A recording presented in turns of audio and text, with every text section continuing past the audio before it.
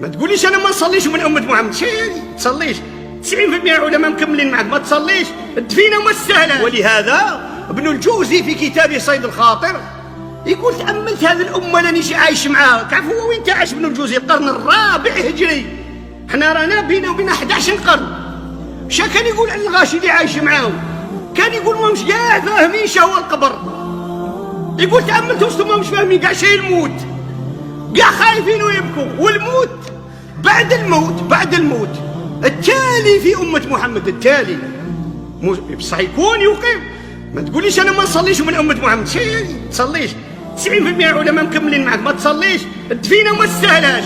ما تصليش عند العلماء، كثير من العلماء كثير، بل واحد يكون منصفا. الحنابلة ما يغسلوكش، ما يدفنوكش في مقبره المسلمين، ما يكفنوكش بحوايجك، يردموك. يقول لك ما تسميهاش دفن، سميها رديم، ردم. كيفاك؟ هذا هو اخوه الايمان. ولهذا الانسان ما يصليش راه في خطر، راه في خطر. لا مات على ذيك الحالة في خطر يا أخي. فإذا كان الإنسان من الأمة المحمدية موحدا مقيما للصلاة مؤديا للشعائر، فإن في موته بعد يموت مباشرة أسعد أهل الأرض.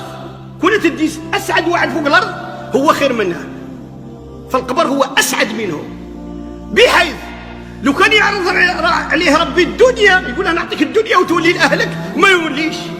حسب الميت يبكي علينا احنا، على زوجته وعلى اولاده، انتاك تبكي عليه، هو فرح راح اذا كان من المؤمنين. اذا هنا تتبدل دوائر تاعنا في التفكير في السعاده والحزن.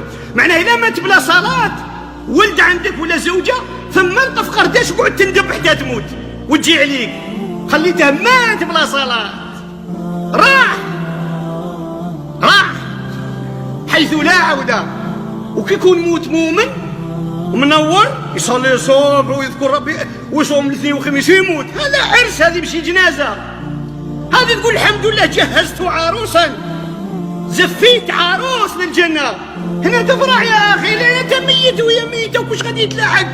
فطوبى لمن مات على التوحيد مقيما للشعائر. والآخر شنقولوا؟ الله يهدي الجميع.